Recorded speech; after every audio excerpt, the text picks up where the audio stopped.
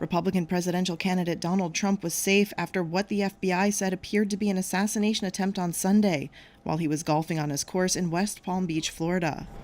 Law enforcement officials said during an afternoon press conference that the gunman was in some bushes near the property line of the golf course when Secret Service agents who were clearing holes ahead of Trump spotted a rifle barrel in the bushes. Secret Service agents fired shots and the suspect fled in a black Nissan car. A witness managed to take a photo of the car and license plate, law enforcement said. Sheriff's deputies in the neighboring county were able to make an arrest after authorities sent an alert to statewide agencies. A person was in custody, said Palm Beach County Sheriff Rick Bradshaw. Trump was injured in an assassination attempt in Pennsylvania on July 13th, raising questions about protection for candidates just months ahead of the November 5th election. The first shooting of a U.S. president or major party presidential candidate in more than 4 decades was a glaring security lapse that forced Kimberly Cheadle to resign as Secret Service director under bipartisan congressional pressure.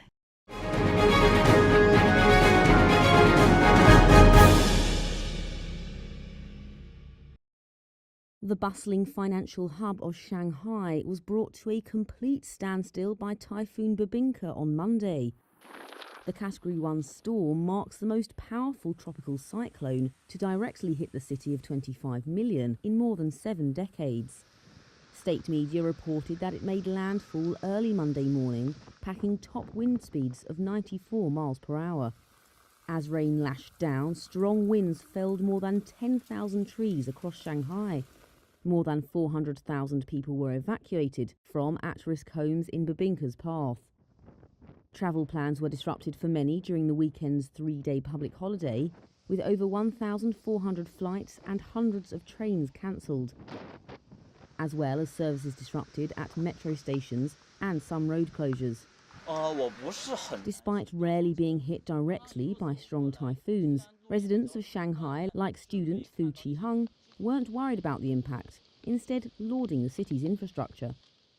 By early Monday afternoon, the eye of the storm had crossed from Shanghai to the neighbouring Jiangsu province.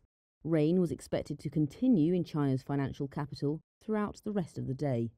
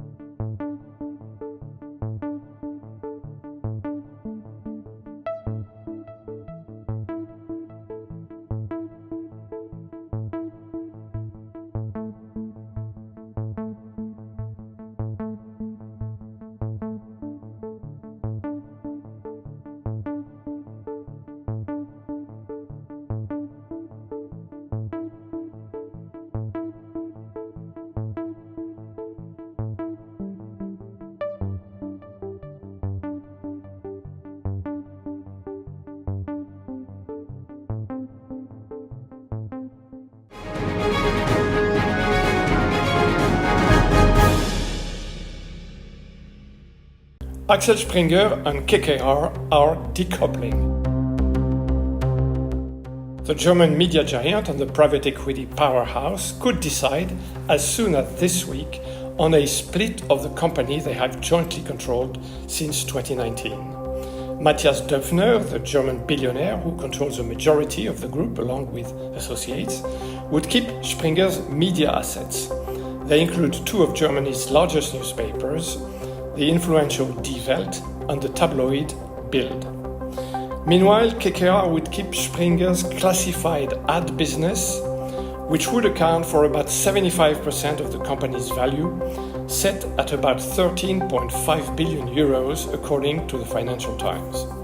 To even out the transaction, Döpfner would also get minority stakes in all the separate classified sites that KKR would control.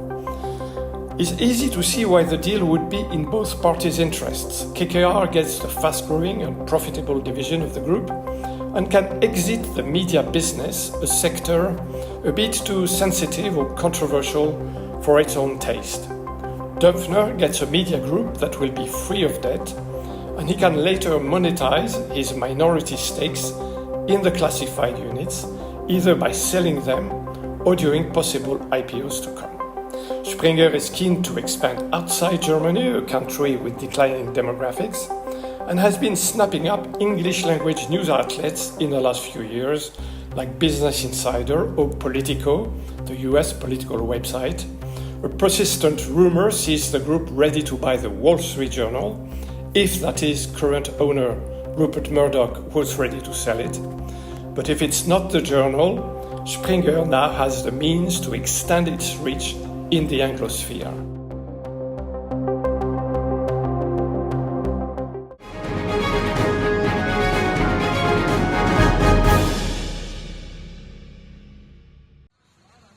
"104 striking Samsung workers were detained by police on Monday.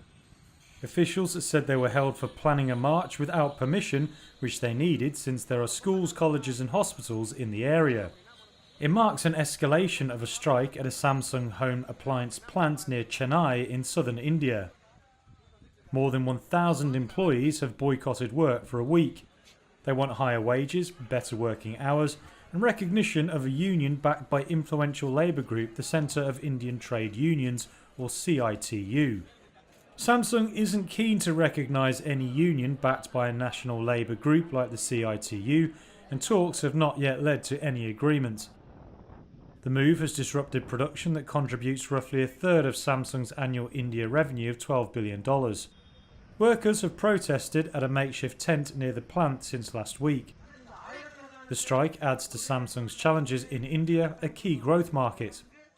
The South Korean company plans job cuts of up to 30% of its overseas staff in some divisions, including in India. India's antitrust body has also found Samsung and other smartphone companies violated competition laws by colluding with e-commerce giants to launch devices exclusively. Samsung did not respond to a request for comments on Monday. But on Friday the firm said it had initiated discussions with workers at the Chennai plant to resolve all issues at the earliest. The Samsung protests have cast a doubt on Indian Prime Minister Narendra Modi's plan of courting foreign investors to make in India. He also aims to triple electronics production to $500 billion.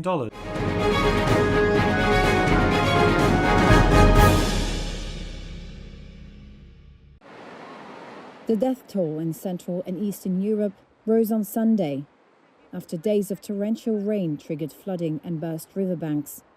At an emergency meeting, Polish Prime Minister Donald Tusk announced the country's first death after a person drowned in the southwest. Tusk said about 1,600 people were evacuated from their homes and expected many more to be forced to leave home, with more rain forecast for the next 2 days.